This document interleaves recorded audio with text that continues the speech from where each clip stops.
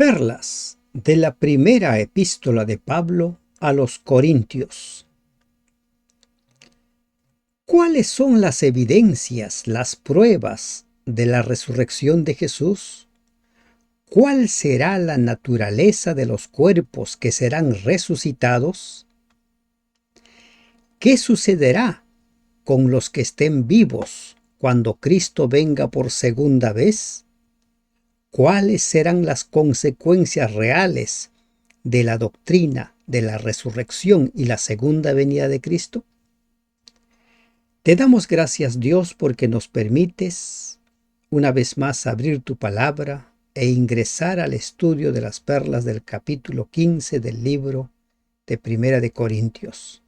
Padre, guíanos, Señor, danos entendimiento para que este capítulo nos pueda quedar claro.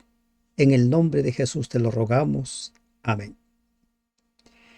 Buen día, hermanos y hermanas de esperanza.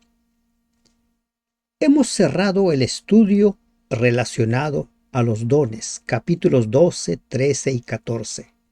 Ahora el apóstol Pablo introduce un nuevo tema. Además os declaro, hermanos, el evangelio que os he predicado. ¿Qué tema introduce el apóstol Pablo?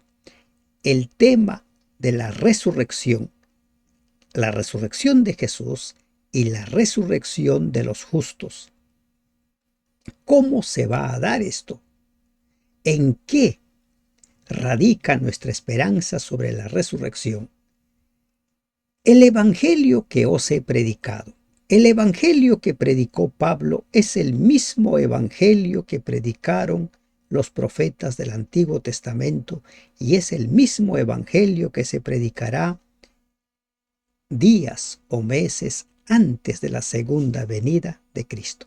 El evangelio es eterno, como dice Apocalipsis 14, el cual también recibisteis. Los corintios recibieron ese evangelio. En ese evangelio ellos perseveraban, por el cual asimismo dice el apóstol: si retenéis la palabra que os he predicado, sois salvos. Miren, el apóstol Pablo resume la salvación en retener la palabra del evangelio, en retener ese mensaje. Pero ese retener implica oír y hacer. Ser hacedores de su palabra. Y el ejemplo lo tenemos en él mismo. Ni qué decir en nuestro ejemplo mayor, nuestro Señor Jesucristo. Si retenéis la palabra que os he predicado, sois salvos, si no creísteis en vano. ¿Se ha dado cuenta o se ha puesto a pensar usted cuánto tiempo podemos estar desperdiciando si simplemente somos oidores de la palabra de Dios, si simplemente leemos pero no aplicamos, no ponemos en acción, no lo vivimos en nuestra vida?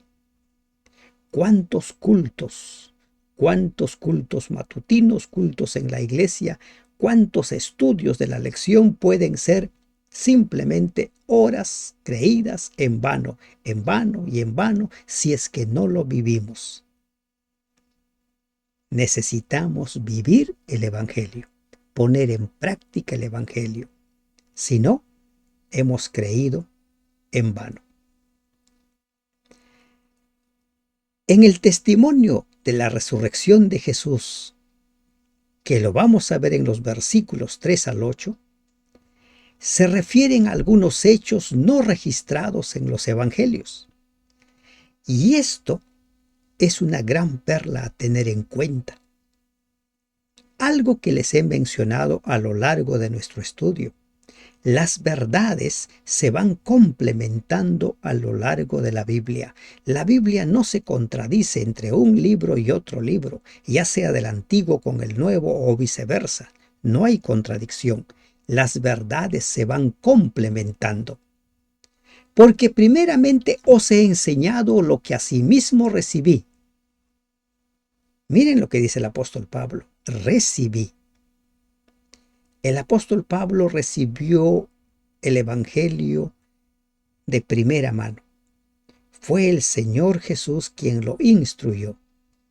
Fue el Señor Jesús quien le dio conocimiento sobre el Evangelio que debía predicar. Y además, ese Evangelio, como dicen estos versículos, son conforme a las Escrituras.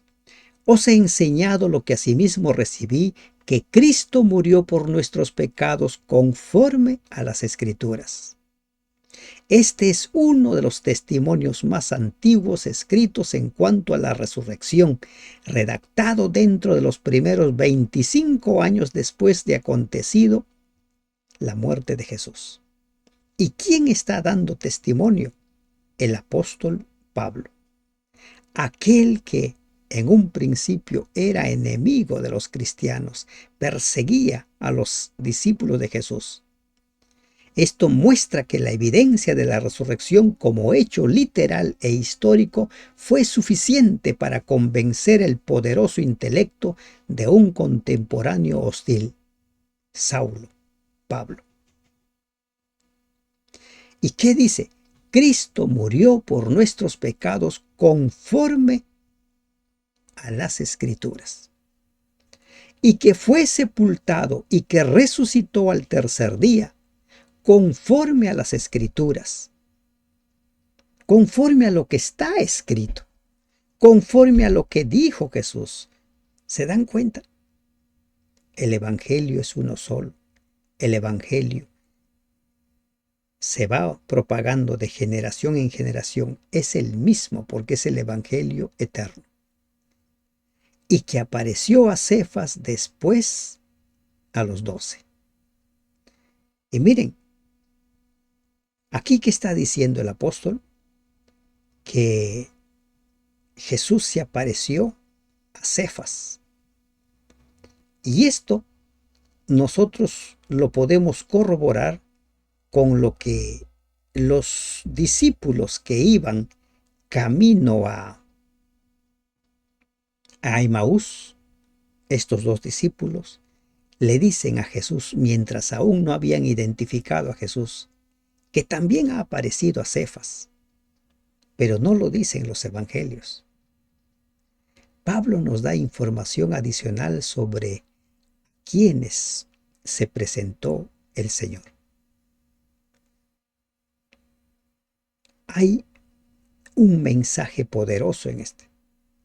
En el versículo 3, retrocediendo, encontramos 4 hechos que deben llegar a nosotros de una forma clara. Cristo murió por nuestros pecados. Cristo fue sepultado, Cristo fue resucitado y Cristo apareció. Recuerden esto. Él murió por nuestros pecados, fue sepultado, resucitó y apareció.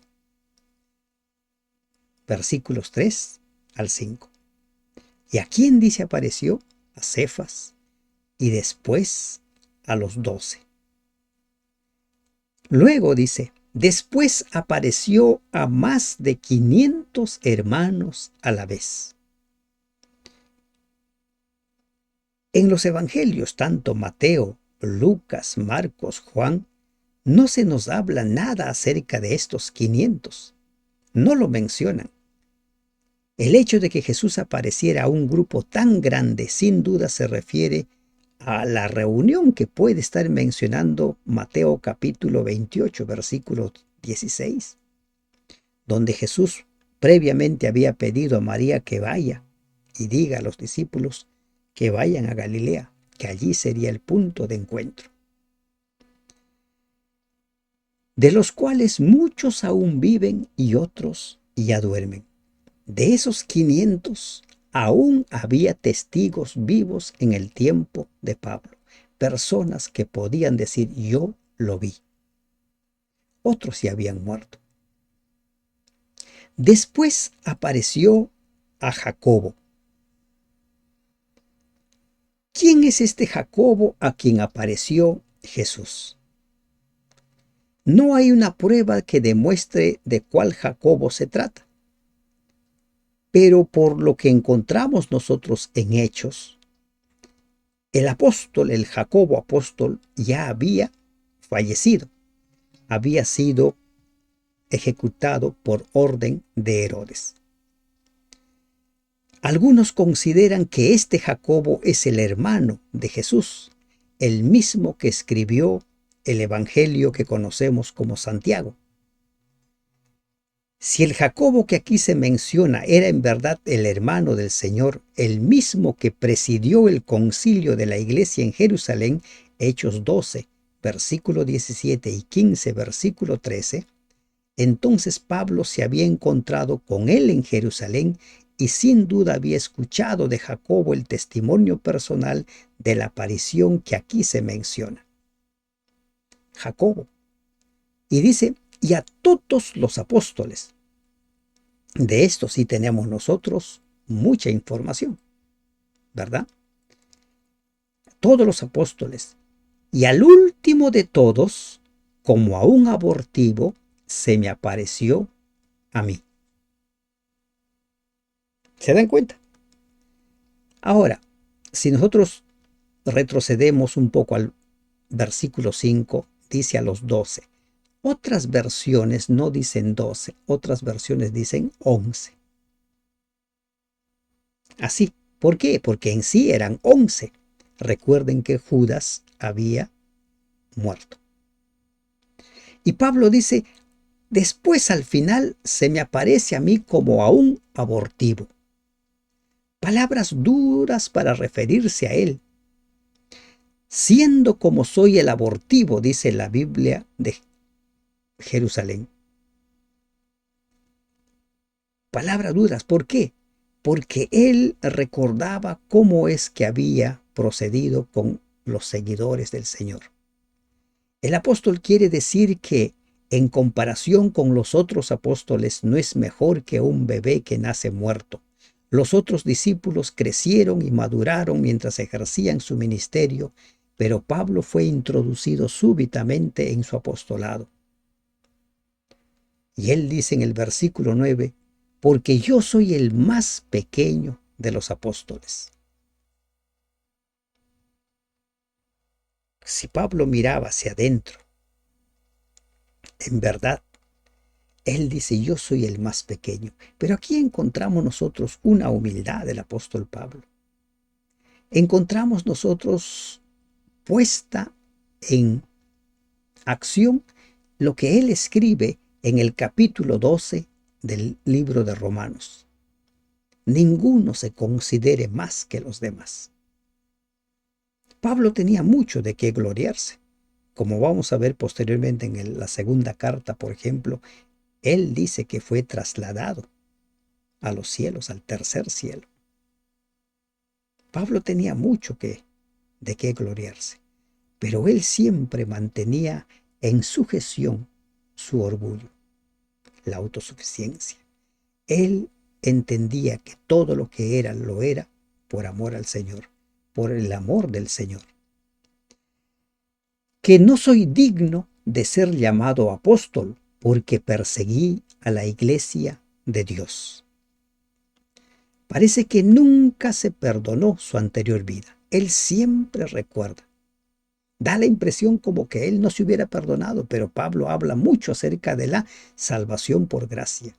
Y posiblemente cuando él repite muchas veces cómo es que él había sido un perseguidor, por ejemplo, en el libro de Hechos encontramos en 3 ocasiones en la cual él cuenta su conversión. Y ahora vuelve a referir, porque perseguí a la iglesia de Dios. El perdón de Dios produce en el corazón verdaderamente convertido una sensibilidad al pecado y un sentimiento de gratitud y humildad. Esta experiencia capacita al creyente para testificar a otros. ¿Recuerdan la bienaventuranza? Bienaventurados los pobres en espíritu, porque ellos verán a Dios. Pero por la gracia de Dios soy lo que soy.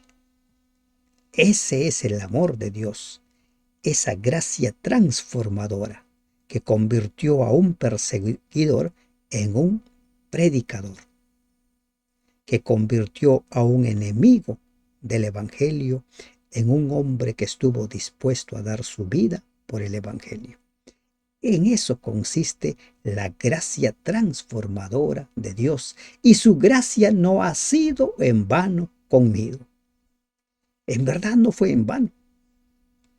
¿Por qué? Porque desde el momento mismo en que Pablo fue bautizado, desde el momento mismo en que Ananías le dice qué es lo que tiene que hacer, él empezó a predicar, él empezó a enseñar. Y aunque la gente no le creía, la gente le veía asombrado. ¿Cómo es? Este era el perseguidor y ahora está predicando.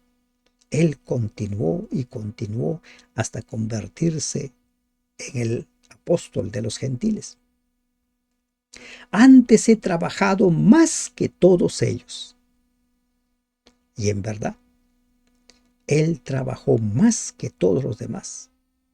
Los 3 viajes misioneros así nos lo cuentan.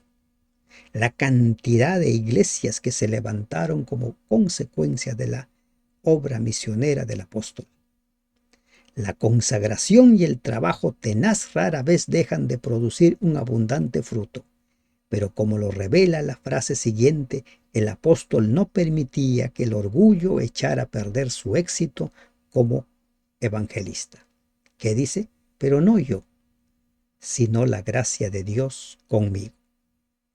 Y es eso lo que tenemos que tener claro siempre nosotros. Nosotros somos instrumentos en las manos de Dios.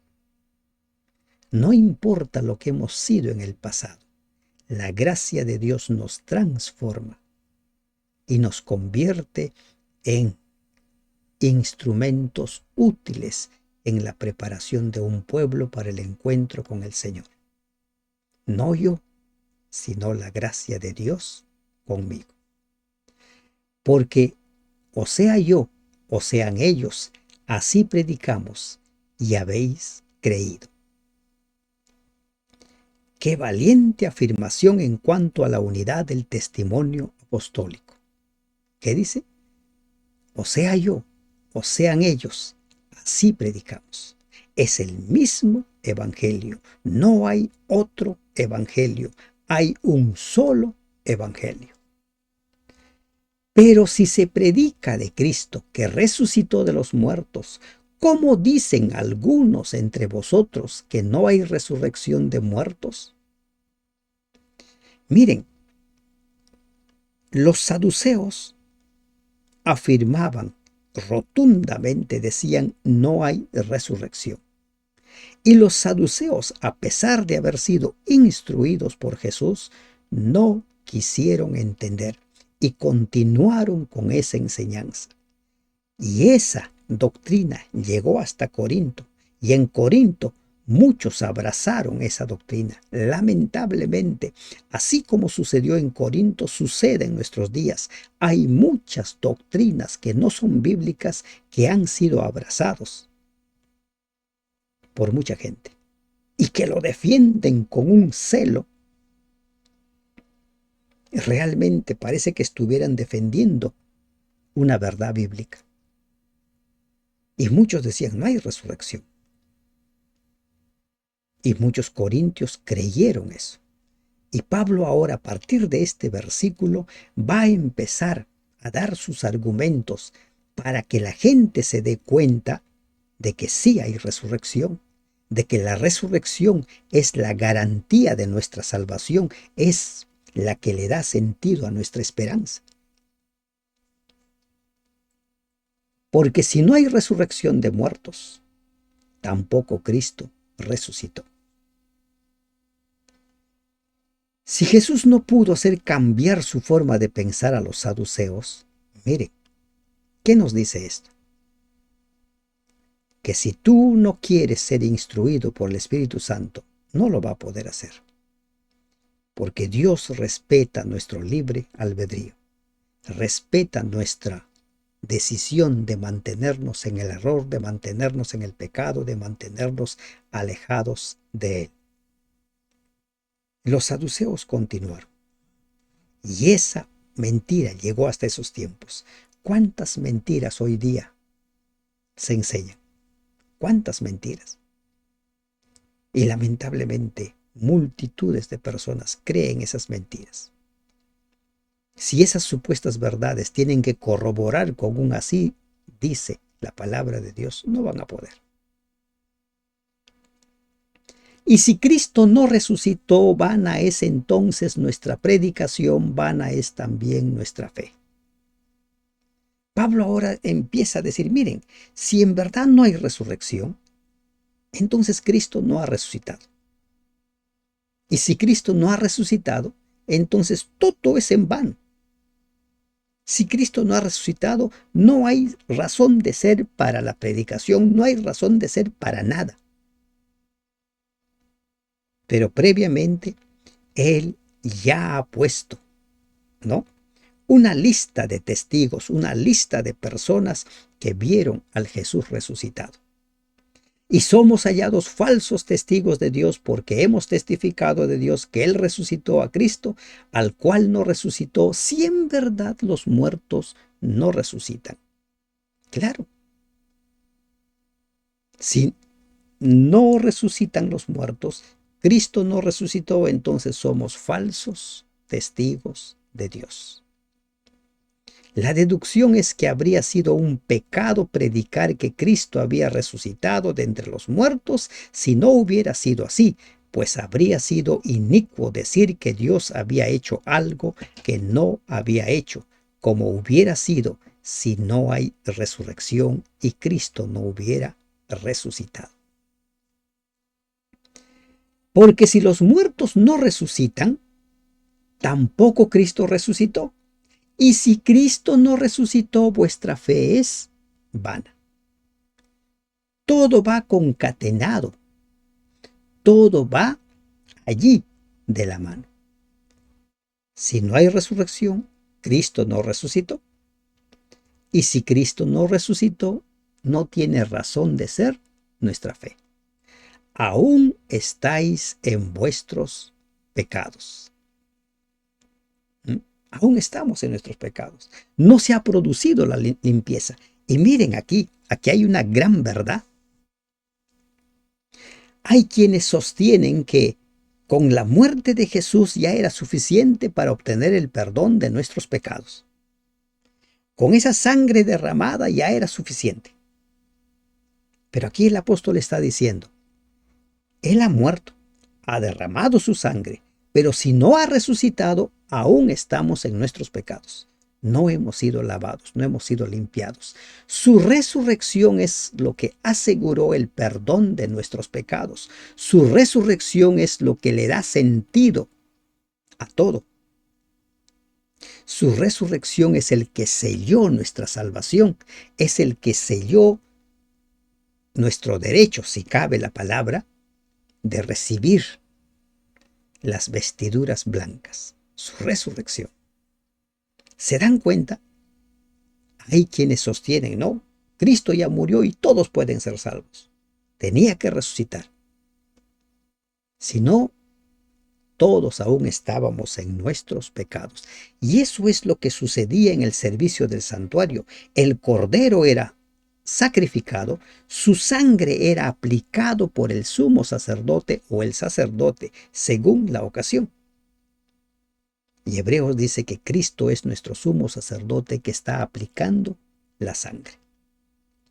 Entonces también los que durmieron en Cristo perecieron. Aquí hay otra gran declaración. Entonces dice también los que durmieron en Cristo perecieron. Miren, ¿qué está diciendo aquí el apóstol? Nos está dando otra gran revelación. Los que creyendo en Jesús murieron, por ejemplo, Abraham, los grandes profetas que creían en el Señor, esos profetas que esperaban en el Señor. Si Jesús no resucitó, entonces perecieron. Y esta es otra declaración que echa por tierra aquello de que los muertos buenos se van al cielo y los muertos malos se van al infierno. Simplemente dice, perecieron, murieron. Para los corintios estas palabras se referían principalmente a los cristianos muertos, pero en un sentido más amplio se referían a todos los que desde Adán hasta el fin de la historia humana hayan muerto creyendo que la confesión de los pecados y la fe en la sangre expiatoria del Salvador les aseguraría el perdón y la vida eterna. Si no hay resurrección, los que han muerto permanecerán muertos. Las perspectivas sostenidas por el cristianismo son un cruel engaño y todos los justos muertos estáis condenados a permanecer inconscientes en sus tumbas. Todo esto si Jesús no hubiera resucitado. Ningún cristiano podría aceptar tales conclusiones que destruyen una gran esperanza. Por eso, el razonamiento de Pablo destaca otra vez la importancia vital de la resurrección en la doctrina cristiana. Esa es la gran verdad. Si en esta vida solamente esperamos en Cristo, somos los más dignos de conmiseración de todos los hombres. Somos dignos de compasión. Hay versiones que lo traducen como somos infelices, somos desgraciados, miserables, si Cristo no resucitó. Esta oración dice literalmente, más dignos de lástima que todos los hombres somos, si Cristo no resucitó.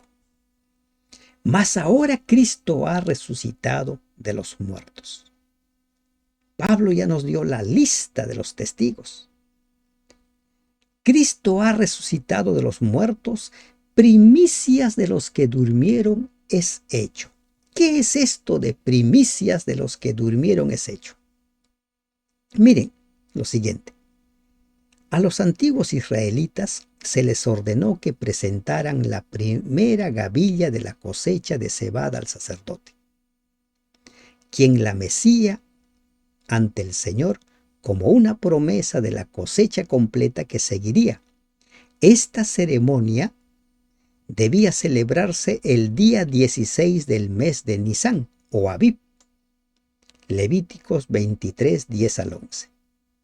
La cena pascual se comía el 14 de Nisán y el 16 se ofrecían las primicias. La gavilla mecida de las primicias de la cosecha era un símbolo de Cristo, las primicias o promesas de la gran cosecha que seguirá cuando todos los justos muertos sean resucitados en la segunda venida de Cristo.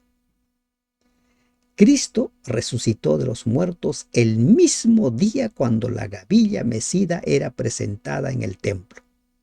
Levítico 23:14, Lucas 23:56.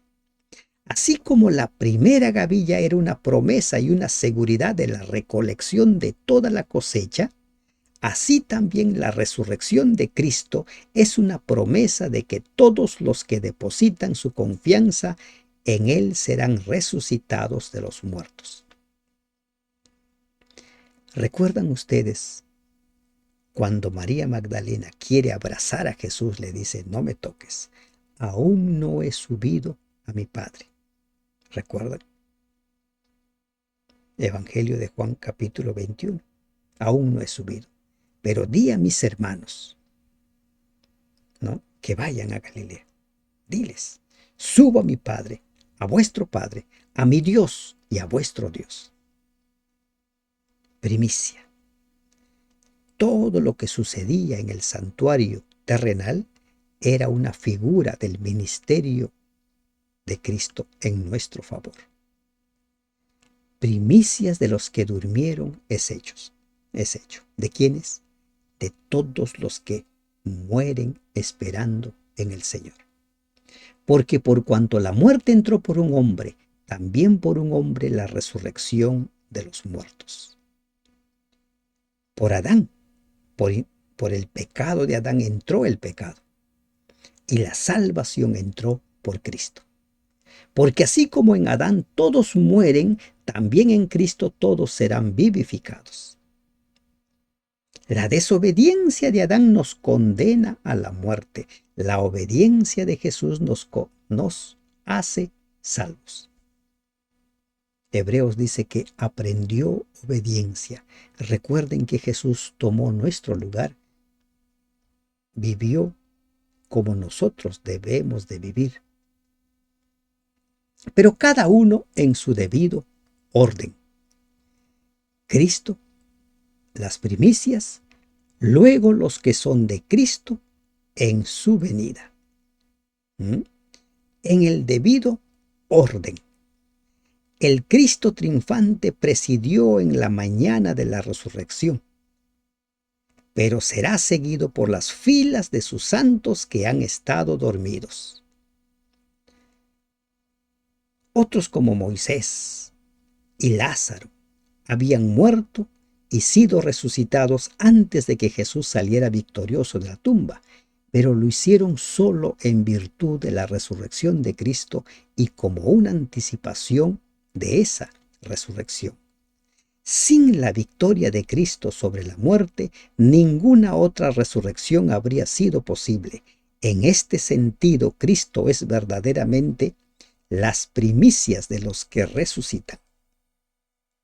Y alguno puede decir, pero ¿y si Cristo fracasaba? Cristo sabía cuál era su misión. Y por eso Él le decía a sus discípulos, es necesario que suceda esto, que sea entregado a los gentiles, sea muerto y voy a resucitar al tercer día. Y cuando estaba por llegar la fecha, dice el evangelista, puso la mirada a Jerusalén y con firmeza marchó rumbo a Jerusalén. Luego el fin, cuando entregue el reino al Dios y Padre, cuando haya suprimido todo dominio, toda autoridad y toda potencia. ¿Qué pasó? Recuerden con la caída. ¿Quién es Satanás en la actualidad? Jesús se refiere a él como el príncipe de este mundo. Y miren que Satanás cree ser el dueño de la tierra. Él cree ser el príncipe, el amo y el Señor. ¿Recuerdan la tercera tentación? En el desierto le dice a Jesús, mostrándole todos los reinos, todo esto te daré si postrado me adorares. Si tú te postras, todo esto te lo voy a dar. No necesitas morir, nada. Ese reino que había sido tomado con engaño por Satanás, porque con engaño venció a Eva, con engaño venció a Adán, ese reino tenía que ser rescatado. ¿Ah? Y cuando sea rescatado debe ser entregado a aquel que le envió. Nunca perdamos de vista que Jesús siempre fue Dios, pero cuando estuvo aquí en la tierra, tomó nuestro lugar. Y debía derrotar a Satanás en su propio terreno, en su propio territorio. Porque preciso es que Él reine hasta que haya puesto a todos sus enemigos debajo de sus pies. Preciso es que Él reine. ¿Para qué dice? Para que todos sus enemigos sean puestos debajo de sus pies. Es necesario, de acuerdo con el plan de Dios, Salmo 111, Mateo 22, 43, 44, que Cristo continúe reinando hasta que estén completamente subyugados todos los enemigos de Dios. En 1 Corintios 15, 24 se ve claramente que es Cristo quien subyuga a los adversarios. Y en los versículos 27 y 27 que vamos a ver, muestran que lo hace por orden del Padre. El plan de salvación, el plan de la redención puesta en acción. Y el postrer enemigo que será destruido es la muerte. Miren, aquí encontramos una personificación de la muerte. Como en el versículo 55 de este capítulo y en Apocalipsis 6:8. En este pasaje, ¿no?, encontramos nosotros a la muerte personificado. Dice, el postrer enemigo que será destruido será la muerte. El fin de la muerte coincidirá con el fin del pecado. Cuando no haya más pecado, no habrá más muerte, pues la muerte resulta del pecado. Romanos 6, 21, 23, Santiago 1, 15. Algunos afirmaban que no hay resurrección, que la muerte es el fin de todo. El apóstol da la sorprendente respuesta de que en el plan de Dios finalmente no habrá muerte, pues ésta será destruida. Y es lo que dice Apocalipsis 21, 4. No más lágrimas, no más dolor, no más sufrimiento, no más despedidas. Y vuelve al tema de el dominio, el reino que debe establecerse. El enemigo debe ser completamente derrotado, porque todas las cosas las sujetó debajo de sus pies. El Padre debajo de los pies del Hijo.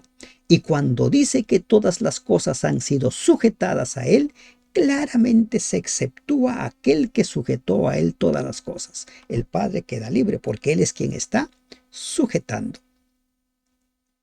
Pero luego que todas las cosas le estén sujetas, entonces también el Hijo mismo se sujetará al que le sujetó a Él todas las cosas, para que Dios sea todo en todos. Para que Dios sea, Él va a ser el Señor.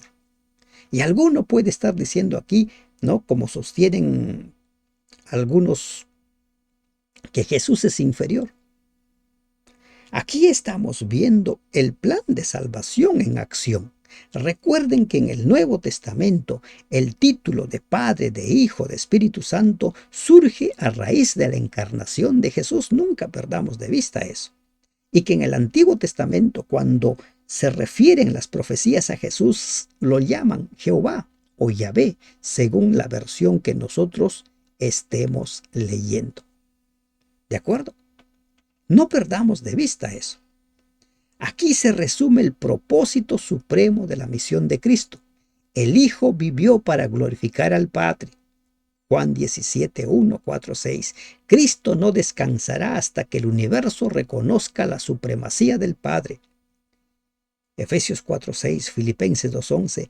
Y nada quede fuera de la órbita del bondadoso control de Dios. De otro modo, acá ya nos encontramos con otro versículo que ha sido malinterpretado a lo largo de los siglos. Incluso hay una iglesia en la cual se bautizan por los muertos, incluso se casan por la eternidad. Primero en un salón para esta vida y en otro salón para la eternidad. De otro modo, ¿qué harán los que se bautizan por los muertos? Si en ninguna manera los muertos resucitan, ¿por qué pues se bautizan por los muertos? ¿Ya? Y aquí se ha producido una serie de discusiones. Los eruditos, los pensadores han discutido de todo para ver de qué está hablando Pablo, a qué se está refiriendo. ¿Recuerdan lo que dice Pedro en su segunda carta? Algunas cosas son difíciles de entender y los indoctos lo han tergiversado todo. Para entender este pasaje es suficiente que, recordemos, la Biblia no se contradice. ¿De acuerdo? Es suficiente. La Biblia no se contradice. Y si la Biblia no se contradice, entonces nosotros lo que tenemos que hacer es buscar otros pasajes que estén claros para poder entender este pasaje que no es nada claro. Porque aparentemente, ¿no? Aquí Pablo dice, bueno, entonces, ¿qué harán los que se bautizan por los muertos? Yo aquí particularmente lo veo, si hubiera esas caritas de ironía, Pablo hubiera puesto una ironía. Miren, las personas piensan esto. Y no tiene sentido que piensen esto si no hay resurrección. ¿Ah? No tiene sentido. En el libro de Lucas, Jesús utiliza una parábola del rico y Lázaro. basado en una creencia pagana, basado en una creencia de los judíos que se habían alejado de lo esencial. Recuerden que los judíos habían reemplazado las leyes de Dios por las tradiciones y por las leyes humanas. Les comparto lo que se dice al respecto por parte de los historiadores de ese tiempo. Miren, algunos sostienen que Pablo se está refiriendo a una costumbre pagana, y por eso los cristianos que vivían entonces eran bautizados en nombre de parientes o amigos muertos que no habían sido bautizados y que se suponía que de esa manera se salvaban por un acto de los vivos. Los padres de la iglesia se refieren varias veces a esa práctica citando la costumbre de los herejes marcionitas. Habla al respecto Tertuliano contra Marcio, donde dice lo siguiente. Tertuliano se refiere a la festividad pagana Calendae Februariae, durante la cual los adoradores se sometían a una purificación o lavamiento en favor de los muertos. Marción vivió a mediados del siglo II después de Cristo.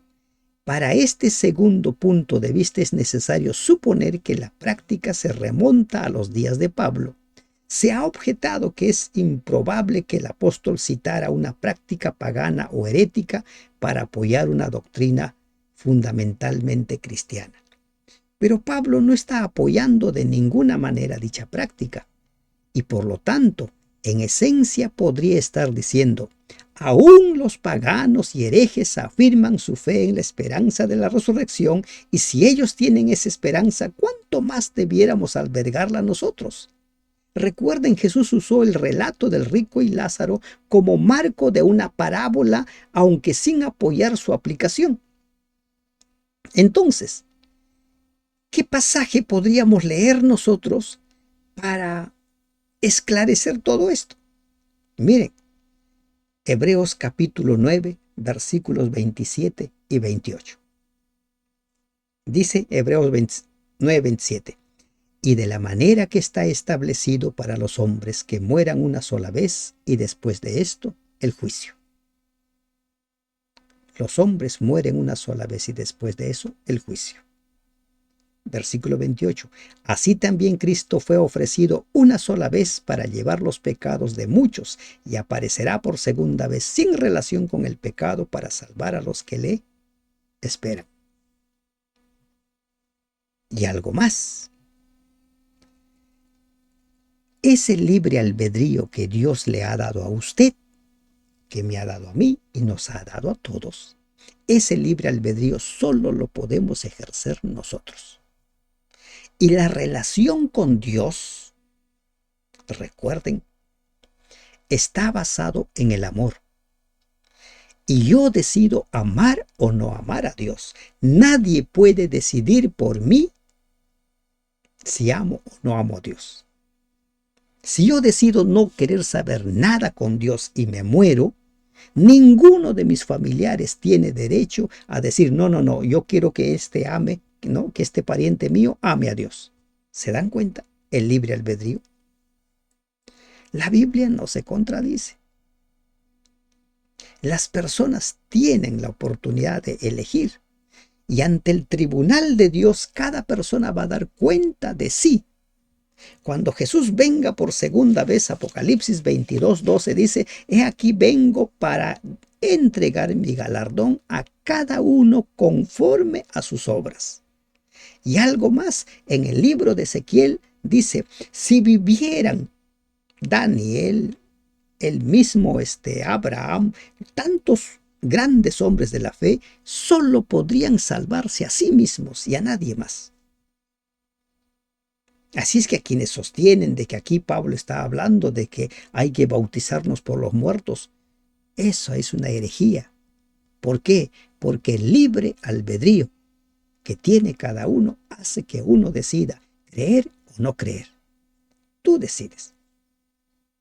Y la relación con Dios es por amor. Si me amas, guarda mis mandamientos. Juan 15. ¿De acuerdo?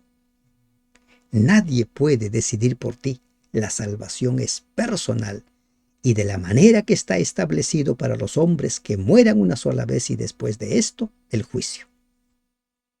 ¿En qué parte dice aquí que alguien se bautice por ti, que alguien crea por ti?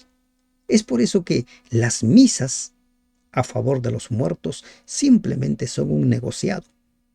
No tienen nada de doctrinario, ninguna verdad de por medio.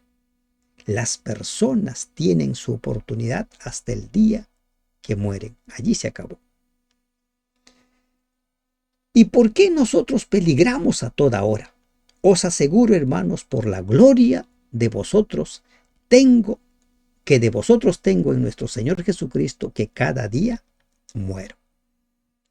Y ahora Pablo vuelve a decir, no tiene sentido que yo me sacrifique, no tiene sentido que yo padezca hambre, persecución, que me apedreen, me azoten, si no hay resurrección. No tiene sentido. ¿Para qué? ¿Para qué? Y les aseguro que cada día muero. Miren, el apóstol Pablo vivía de tal forma para el Señor, era tan entregado, que él dice, cada día muero. La vida del gran apóstol de los gentiles estaba tan llena de pruebas, persecuciones, peligros y penalidades que podría haber parecido como una muerte en vida. Cada día muero. ¿Y de qué vale si no hay resurrección? Si como hombre batallé en Éfeso contra fieras, ¿qué me aprovecha? Si los muertos no resucitan, comamos y bebamos, porque mañana moriremos. No hay sentido, ¿no? Como mucha gente dice, esta es la única vida que tenemos, así es que hay que pasarla al máximo. Le preguntaban a una persona, si supieras que te vas a morir en unos días, ¿qué harías? Y él respondió, bueno, dice, lo tendría que pasar de lo mejor. Saco dinero de donde sea y disfruto porque esta es la única vida que queda. Esa es la mentalidad de muchos, pero la resurrección de Cristo asegura nuestra resurrección. Por eso es que nosotros nos preparamos no solo para esta vida, sino para la eternidad. No erréis. Ahora el apóstol dice, no erréis, las malas conversaciones corrompen las buenas costumbres. Las malas conversaciones corrompen las buenas costumbres. No permitan ser descarriados, no se dejen engañar. Hay gente que tiene creencias realmente terribles, que han sacado algunas medias verdades de la Biblia y lo quieren presentar como una verdad. Si usted le muestra con la Biblia, bajo el principio de que la Biblia no se contradice, le muestra la verdad a una persona y esa persona insiste en su supuesta verdad, en su supuesta verdad bíblica, hasta ahí no tiene por qué seguir discutiendo con la persona. Las malas conversaciones corrompen las buenas costumbres.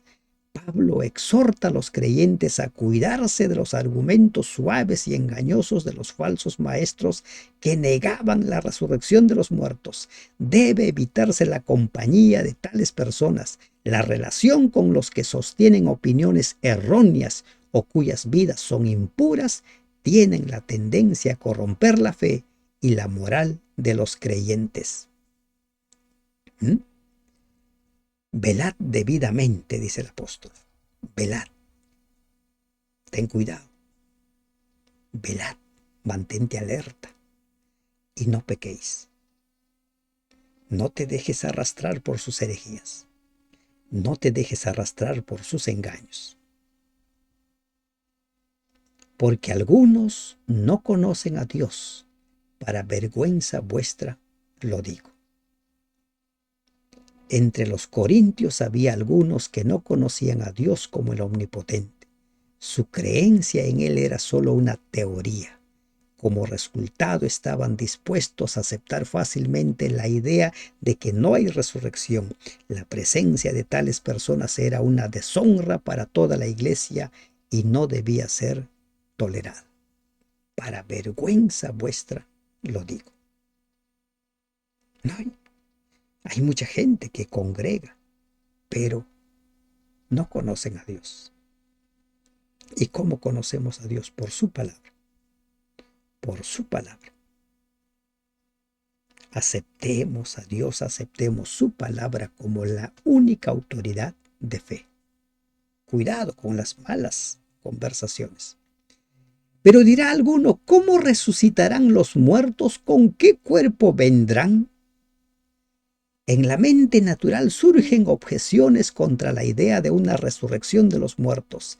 La observación enseña que después de la muerte viene la descomposición y al fin el cuerpo se desintegra por completo. Por eso los que dependen de las filosofías humanas bien podrían preguntar cómo podrán reunirse el polvo esparcido para que resucite la misma persona que murió.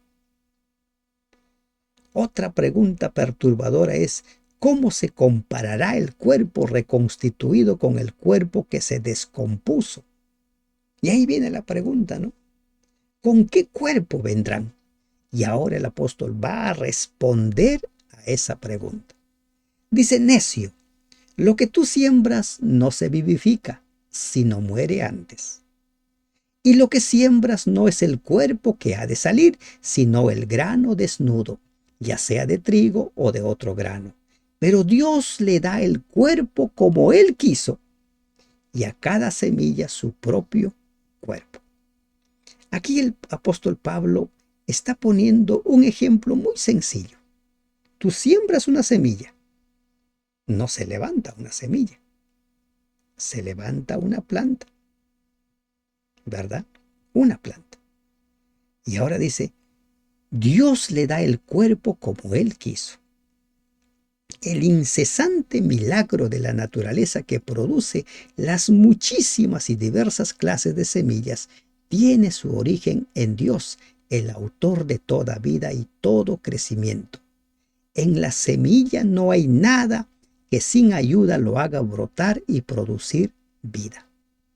En el cuerpo descompuesto del muerto tampoco hay nada que de por sí produzca la resurrección, pero Dios ha ordenado que haya resurrección y ese milagro solo ocurre por su poder. ¿Recuerdan el valle de los huesos secos?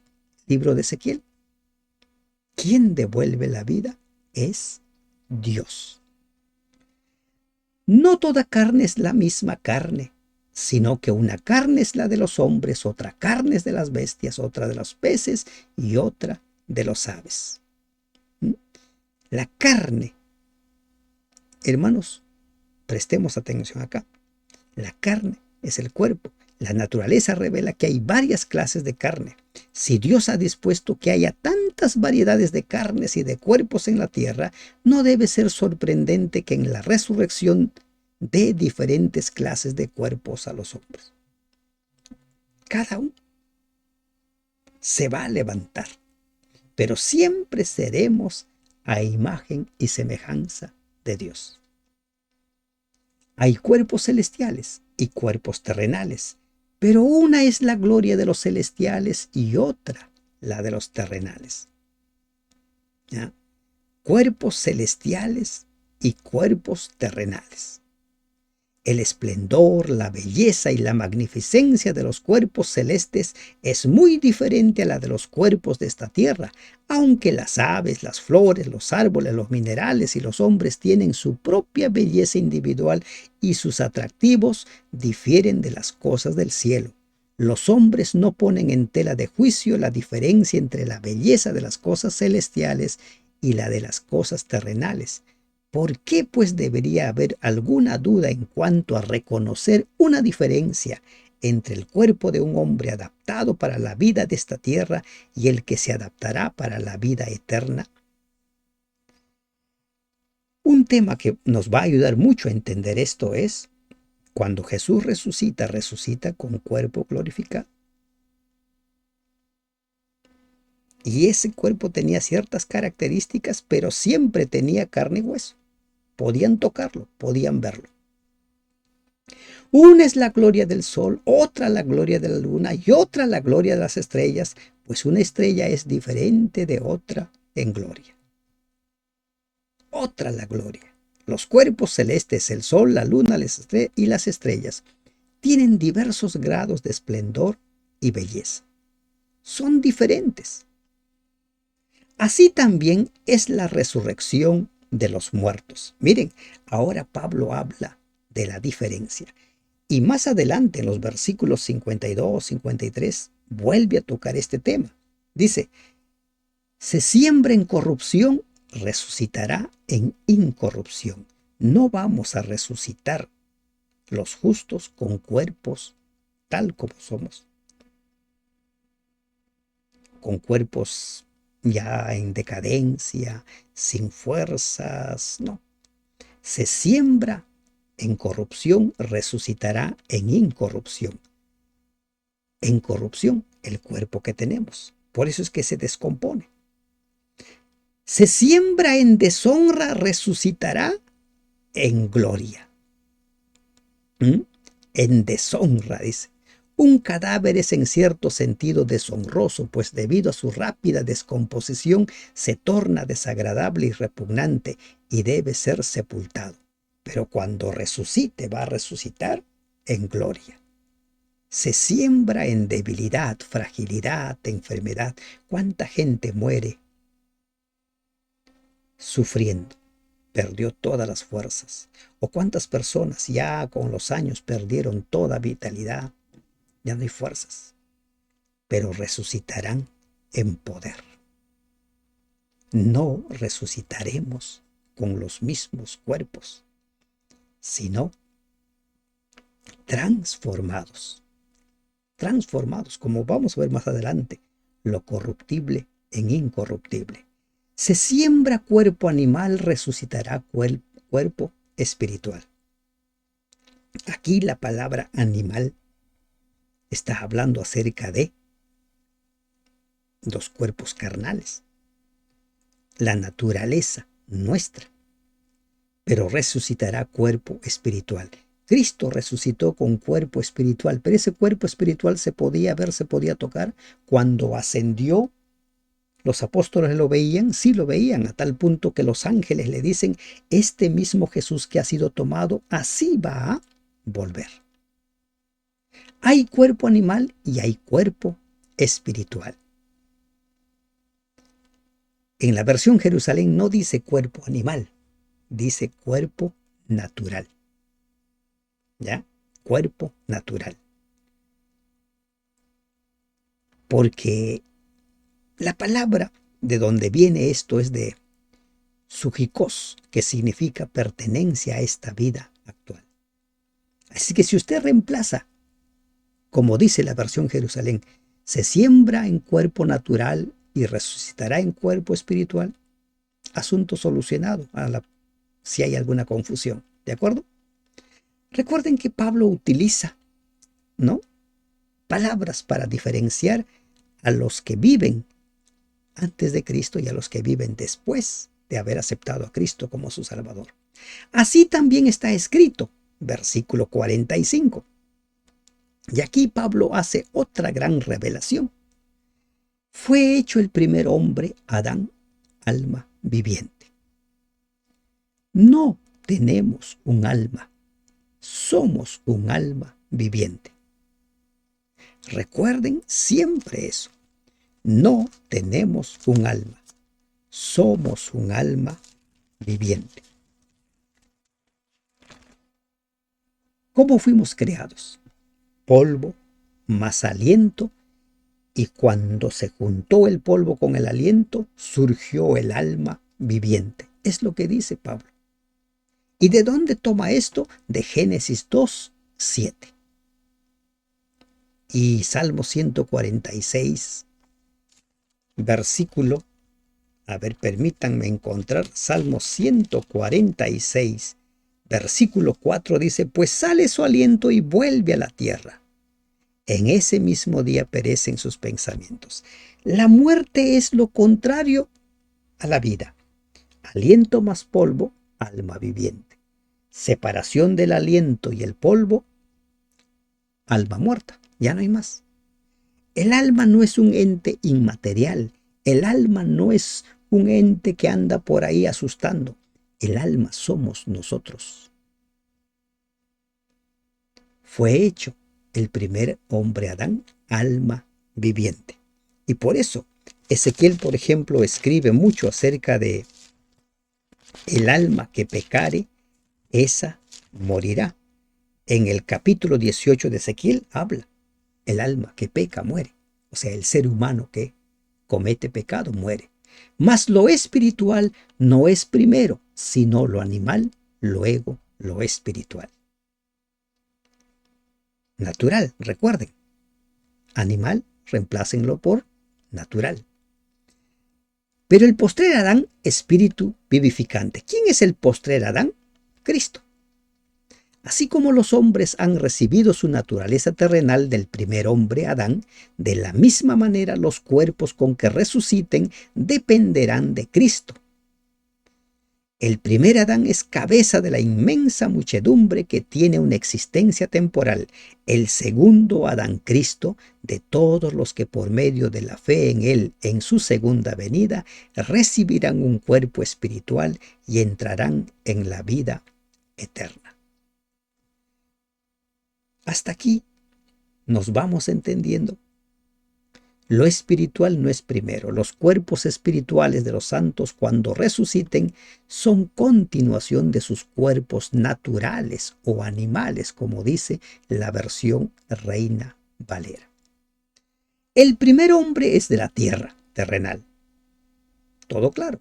El segundo hombre, que es el Señor, es del cielo. Todo claro. Dios encarnado. ¿Cuál el terrenal? Tales también los terrenales, nosotros, los hijos de Adán.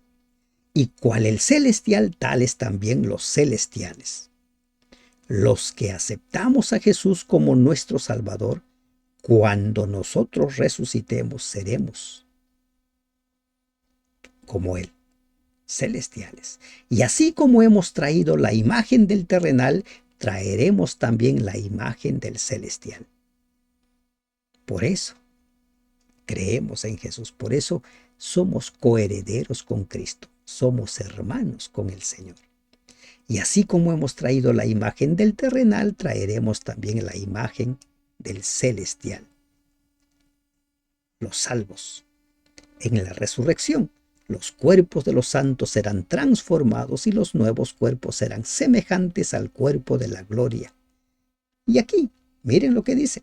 Por esto digo, hermanos, que la carne y la sangre no pueden heredar el reino de Dios, ni la corrupción hereda la incorrupción. Hay muchos cuando leen este pasaje dicen, wow, ya ves, carne y sangre no heredan el reino de Dios. Y por eso es que en algunas imágenes se muestran seres con sus alitas tocando su arpa, y ¿verdad? Pero la carne y la sangre es una expresión figurada para referirse a una persona de esta tierra. Ejemplo, Mateo 16:17, cuando Pedro le dice a Jesús, tú eres el Cristo, el Hijo de Dios. Jesús le dice, esto no te lo ha revelado carne ni sangre, sino mi Padre. Lo mismo en Gálatas 1:16, en Efesios 6:12. Por lo tanto, no debe deducirse a un significado literal. Hay gente que dice, bueno, entonces vamos a ser espirituales. Hay que entender la Biblia. Carne ni sangre. Les leo lo que dice Efesios 6:12. A ver, vamos a buscar Efesios 6:12. Dice exactamente Efesios 6:12, porque no tenemos lucha contra sangre y carne, o sea, contra personas, sino contra principados. Y usted conoce el versículo.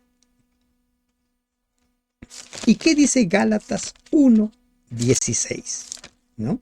Gálatas 1:16 dice, revelar a su Hijo en mí, para que yo le predicase entre los gentiles.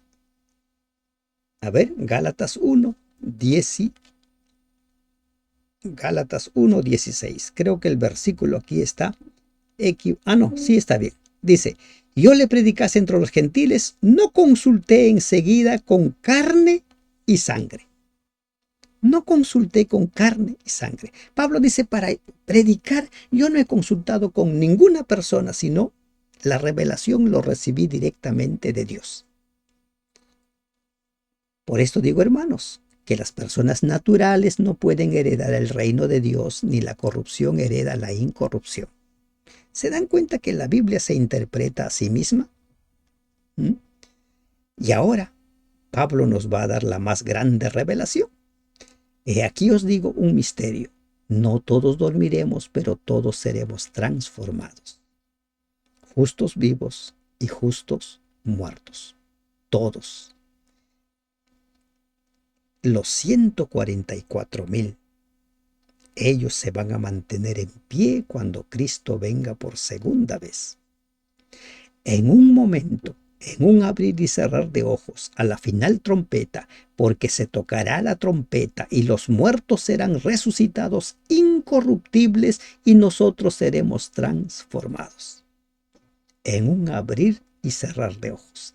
Esa es la maravilla que hace Dios y es un misterio para nosotros. Se va a tocar la trompeta, como dice Primera de Tesalonicenses 4:16-17. Los muertos resucitarán incorruptibles. ¿Y qué sucede con nosotros? Somos transformados. Porque es necesario que esto corruptible se vista de incorrupción y esto mortal se vista de inmortalidad. ¿Se dan cuenta?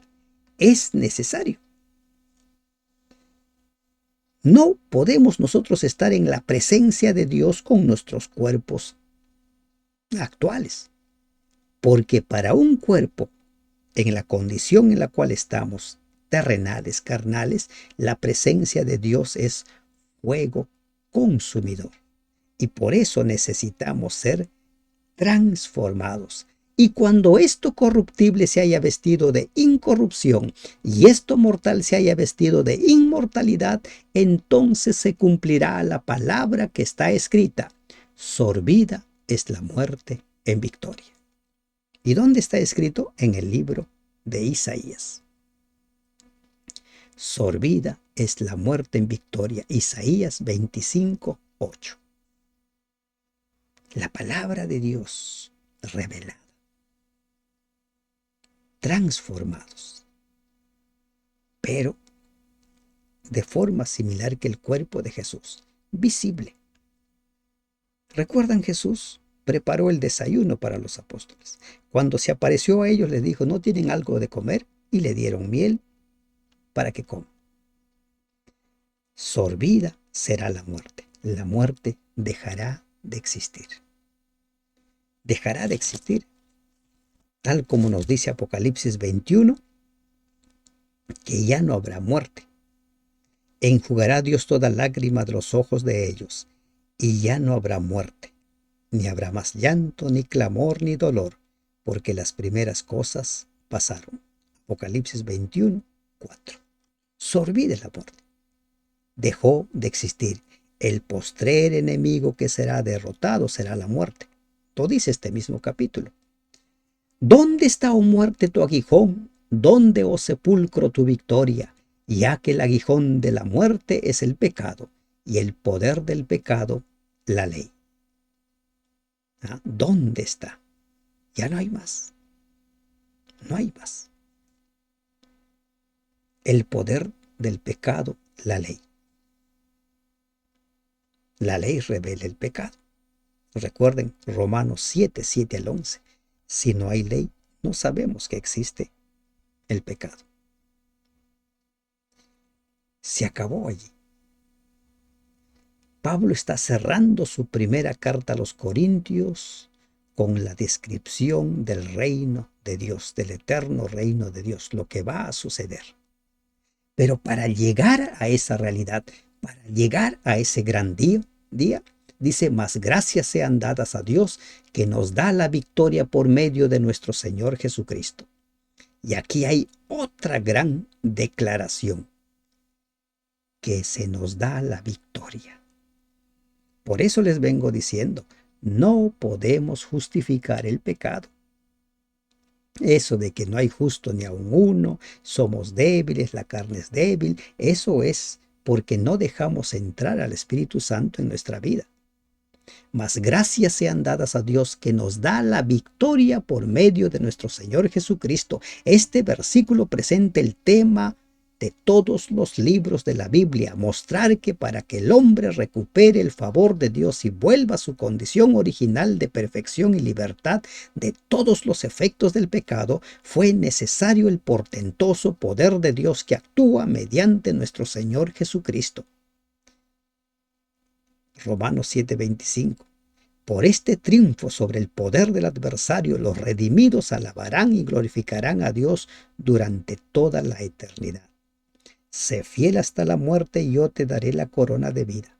El que persevere hasta el fin, dijo Jesús en Mateo 24, él recibirá la corona de vida.